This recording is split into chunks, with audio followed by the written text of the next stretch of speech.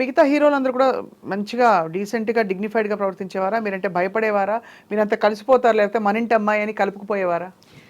ఏమో మరి నేను యాక్ట్ చేసిన నా హీరోస్ నాకు దగ్గర దగ్గర అన్ని టాప్ హీరోస్ అందరితో చేశాను. ఇంక్లూడింగ్ సుధాకర్ గానీ, ఈశ్వర్‌రావు గారు గానీ, నరసింహరాజు గారు గానీ. I can't remember even. మీకెందుకు ఎప్పుడు గరిటెకాడ పెట్టి జడేసేవారు గట్టిగా? గట్టి గరిటెకాడ అంటారు. గరిటెకాడ లాంటి జడ అంటే టైట్‌గా జడ వేశారు మీ క్యారెక్టర్స్‌కి, కొన్ని క్యారెక్టర్స్. నాకింకా గుర్తు. టీవీలో వచ్చే సినిమాలు చూసి నేను అనుకునేవాడిని. ఎక్కువ విలేజ్ క్యారెక్టర్స్ ఎక్కువ టైట్‌గా చేశాను. జడేసేవారు. ఇప్పుడు చూడండి వదులుగా వేసుకున్నారు ఎంత. మామూలుగా టైట్‌గా అది అది మీ డెసిషనా లేకపోతే కాస్ట్యూమ్స్‌లో? లేదండి, డైరెక్టర్ మీ అమ్మాయి నవ్వుతుంది. Directors getups. ఇప్పుడు ప్రెసిడెంట్ పేరమ్మ చేశాను. ప్రెసిడెంట్ పేరంలో తలకి నూనె రాసి ఇంత అందరూ అనుకున్నారు నేను సవరం పెట్టుకున్నాను అనుకున్నారు. Original hair. But that my original hair. నా ఒరిజినల్ హెయిర్ ఈ మోకాళ్ళు దాటి ఇక్కడ వరకు ఉంటుంది. ఒక్కొక్క జడ ఇంత ఉంటుంది. నేను రెండు కలిపి 2 జడలు వేసుకుంటే ఇంత ఉంటుంది. సపోజ్ 2 కలిపితే ఇంత వెడల్పు అయిపోతుంది జడ. అంత థిక్నెస్ అని ఒత్తు హెయిర్ అనమాట. ఇంత పొడుగుండేది. ఆ ఫ్యామిలీ క్యారెక్టర్స్కి ఇబ్బంది ఉండేది కాదు.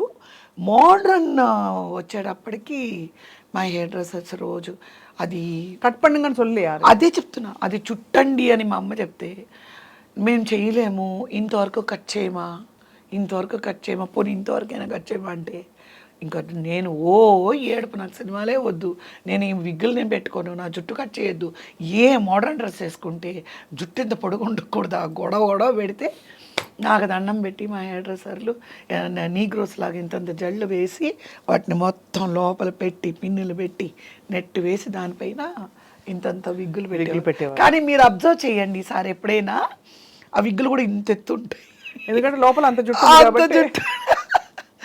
సో బట్ నేను ఎప్పుడు కూడా నా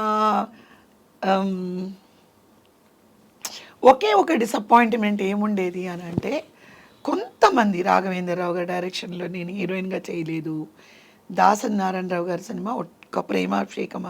అందరూ ఏమంటారంటే అప్పుడు రాఘవేంద్ర, నువ్వు చూస్తేనే చిన్న పాపలాగా అనిపిస్తావు, మా కంటికేమో మా ఆనట్లేదు అనేవారు. ఇట్స్ ఓకే, ఎందుకంటే వాళ్ళ పాయింట్ ఆఫ్ వ్యూలో they should feel comfortable. Correct. So but still I achieved so much. You are completely, మీ స్పేస్ మీకుంది. అంటే మీ స్పేస్లోకి ఎవరు రాని ఒక స్పేస్ మీరు క్రియేట్ చేసుకున్నారు మీకోసం. ఆంధ్ర గవర్నమెంటు చెన్నారెడ్డి గారు ఆయన సీఎంగా ఉన్నప్పుడు నాకు కళాసుందరి బిరుదు ఇచ్చారు. ఆ ఇయర్ ఎవరికి ఇవ్వాలి అని అనుకుంటే నా మూవీస్ ఆ ఇయర్లో ఎక్కువ రిలీజ్ అయ్యాయి. కళని పోషించే సుందరి అనే ఒక బేసిస్లో కళాసుందరి అని చెప్పి నాకు బిరుదు ఇవ్వడం జరిగింది. అలాగే నీలం సంజీవరెడ్డి గారి చేతుల మీదుగా చెన్నై రాణి సీతమ్మయ్య హాల్లో ఆయన దగ్గర నుంచి కూడా నేను ఆటకార అలమేలు ఆయన చేతుల మీద బెస్ట్ సపోర్టింగ్ ఆర్టిస్ట్ అవార్డు తీసుకున్నాను. అప్పుడు నాకు నీలం సంజీవ్ రెడ్డి గారు రాష్ట్రపతి అలా అంటే నాకు తెలీదు. I'm so innocent. So this లంగావోణి వేసుకున్నాను ఆ రోజు. లంగావోణి అంటే నాకు 14 years ఉంటాయి. లంగావోణి వేసుకొని పెద్ద జడ ఇలాగే మల్లెపూలు పెట్టుకొని వెళ్తే ఆయన ఒక మాట అన్నారు, తెలుగు అమ్మాయిగా ఉండి తమిళంలోని బెస్ట్ సపోర్టింగ్ ఆర్టిస్ట్గా అవార్డు తీసుకోవడం నాకు చాలా ఆనందంగా ఉంది, ఐ బ్లెస్ కవిత అని చెప్పారు. అమేజింగ్. అప్పుడు సుమలత గారు వాళ్ళ మదరు నా పక్కనే ఉండి మేము వచ్చి అవార్డు తీసుకొని వచ్చి కూర్చున్న తర్వాత సుమలత గారు నన్ను అడిగారు, వాళ్ళ అమ్మగారు తను అడిగారు, మీకు ఆయన ముందే తెలుసు అంటే, ఆయన ఎవరో నాకు తెలియదండి. ఆయన ఇంతమంది అవార్డీస్లో ఆయన నా పేరు మాట్లాడారు అని చెప్పి. బట్ ఆ టైంలో నాకు అది తెలీదు. ఈరోజు రాష్ట్రపతి నా గురించి మాట్లాడితే then I will be hitting the sky. Obviously నేను యాక్చువల్లీ పొలిటికల్గా మిమ్మల్ని చాలా క్వశ్చన్స్ వేయాలనుకుంటున్నాను, మీరేం అనుకోకపోతే. బట్ అఫ్ కోర్స్ అది వచ్చే ముందు ఒక 3 questions ఉన్నాయి నాకు ఇంపార్టెంట్. మీరంత తొందరగా దూసుకెళ్ళిపోతూ హాయిగా ఒక పక్షిలా ఎగురుతూ మీ మీ మీ పాత్ర మీరు చేసుకుంటూ హీరోయిన్గా అందరి పక్కన నటిస్తున్నప్పుడు మీ కో స్టార్స్ మీతో ఎలా ఉండేవారు? అంటే ఫీమేల్ స్టార్స్ జలస్ అయ్యేవారు కొంచెం ఉండేదేమన్నా?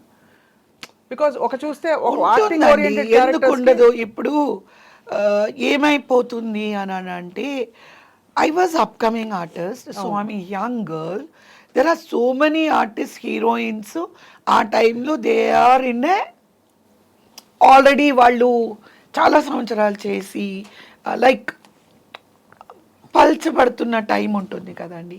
That is the time I might have entered in some movies. ఉన్నప్పుడు I had my own costume designer, మా ఓన్ కాస్ట్యూమర్ సాయి గారు అని చెప్పి, ఆయనే కాస్ట్యూమ్ డిజైనింగ్. సో ఇలా మలయాళంలో కూడా నేను ఇప్పుడు మంజుల గారు లేరు కాబట్టి మనం ఆవిడ గురించి అంతా మాట్లాడకూడదు. వాళ్ళు మేము ఒక రివాల్వర్ రాణి అని చెప్పి ఒక మూవీ చేసినప్పుడు I'm the only junior artist. Junior అంటే young girl, they are all very senior most. అవును. వాళ్ళు ముగ్గురు ప్లస్ నేను అనమాట. సో వాళ్ళు ఒక అవుట్ఫిట్ ఎలా ఇచ్చారు అని అంటే, వాళ్ళు డిజైన్ చేశారు. ఏంటి ఇంతవరకు లైక్ కనిపించకూడదు, ఊరికే లోపల ఒక చిన్న షార్ట్ ప్యాంట్ లాగా, పైన ఓన్లీ జుబ్బా వేసుకొని ఏమంటారు బాంగ్డా డాన్సా, బాంగ్డా డాన్స్ హై హై అంటారు కదా, అది మేము నలుగురం డిస్గైజ్లో వెళ్ళి ఒక డెన్లో డాన్స్ చేయాలన్నమాట. బట్ మా సాయి గారు ఏం చేశారంటే, పక్కా ఆ బాంగ్రా డాన్స్ సైడ్ కుర్చీలో వచ్చి లుంగి ఉంటుంది కదా, అలాగా స్లిప్-ఇన్ షూస్, పైన జుబ్బా మీద బెల్ట్ పెట్టుకొని, ఇట్ ఫుల్ కవర్డ్ డ్రెస్ అనమాట. ఇక్కడ వరకు నాకు టైట్స్, లాంగ్ టైట్స్ ఇచ్చి ఒకవేళ కాల్ అవి లిఫ్ట్ చేసినా కూడా బాగుంటుంది. 1 వీక్ షూటింగ్ ఆగిపోయింది అక్కడ కూడా. మేము ముగ్గురం ఎలా వేసుకున్నాము, so I don't bring names. So Kavitha మాత్రం అలా వేసుకుంది, మాకు మార్చండి లేదా కవితకు మార్చండి అంటే, then the director was telling మలయాళంలో ఇట్లాంటి బట్టలన్నీ వేసుకోవాలి, మీకు లేదంటే మా మదర్ చెప్పారు వద్దు, మీ అడ్వాన్స్ తీపి పంపించేస్తాము, వి విల్ గో బ్యాక్. ఇదే మీరు స్విమ్మింగ్ పూల్లో స్విమ్మింగ్ డ్రెస్ అంటే నేను ఒప్పుకుంటాను, ఇట్స్ ఓకే. అక్కడికి వెళ్ళి నేను లుంగి కట్టుకుని వస్తానంటే, మా మదరు ఆవిడంతా విలేజర్ అయినా కూడా మా అమ్మాయి స్విమ్మింగ్ కాస్ట్యూమ్ కూడా వేసుకుంది. ఒక బాంగ్లా డాన్స్ అంటే ఎట్లా అవుట్ఫిట్, మీరు అదే కదా వేయాలి, మీరు కింద లుంగి తీసి ఉట్టి జుబ్బా వేసుకొని మీరు డాన్స్ చేయమంటున్నారు, చెయ్యము, మేము వెళ్ళిపోతామని అన్నీ ప్యాక్ చేసుకున్నారు. మరి ఏమనుకున్నారో ప్రొడ్యూసరు, ఇట్స్ ఓకే అని చెప్పేసి నేను మాత్రం అదే కాస్ట్యూమ్లో చేస్తే, బట్ ఆ ముగ్గురు ఆర్టిస్టులు హోల్ షెడ్యూల్ నాతో మాట్లాడలేదు. ఐ డోంట్ హ్యావ్ మంజుల గారు, జయకుమారి,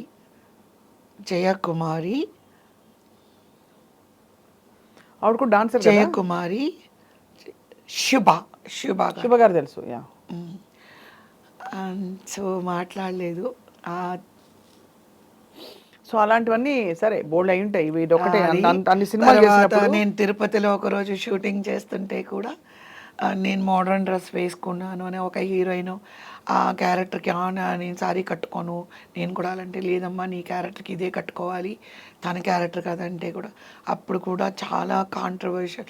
నాకేమో తెలీదు, డైరెక్టర్ ఏ డ్రెస్ ఇస్తే అది వేసుకొని వెళ్ళిపోతాను నేను. నాకు పక్క వాళ్ళు ఎవరు ఏం వేసుకున్నారో నా లైఫ్లో నేను ఎప్పుడూ అడగలేదు.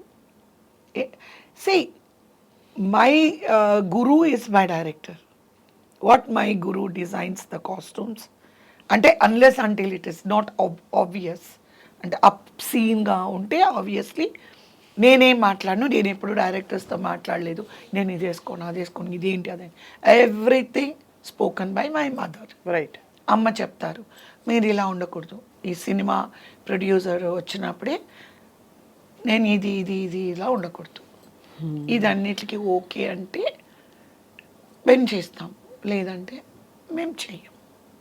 రేప్ సీన్స్ ఉన్న సజెస్టివ్ షార్ట్స్ ఉండాలి, నాట్ ఇన్ ఎ వల్గర్ వే, అలా కనుక్కుంటే మేము చెయ్యం. ఇలాంటివి నేను లైఫ్లో నేను ఎప్పుడూ డైరెక్టర్స్తో నేను మాట్లాడలేదు. హీరోయిన్గా ఉన్నప్పుడు నాకు అసలు ఏమీ తెలీదు. అమ్ముంటారు కవి ఈ డ్రెస్సు, ఇవాళ ఈ కూరగాయలు అమ్ముకునేది, ఇవాళ నువ్వు రాణి గెటప్, లేదా ఇవాళ స్టూడెంటు, ఇవాళ రాణి రుద్రమ్మదేవి గెటప్, ఏం అమ్మని కూర్చుంటాను, వాళ్ళు రెడీ చేస్తారు, వెళ్తాను, చేస్తాను, అంతే.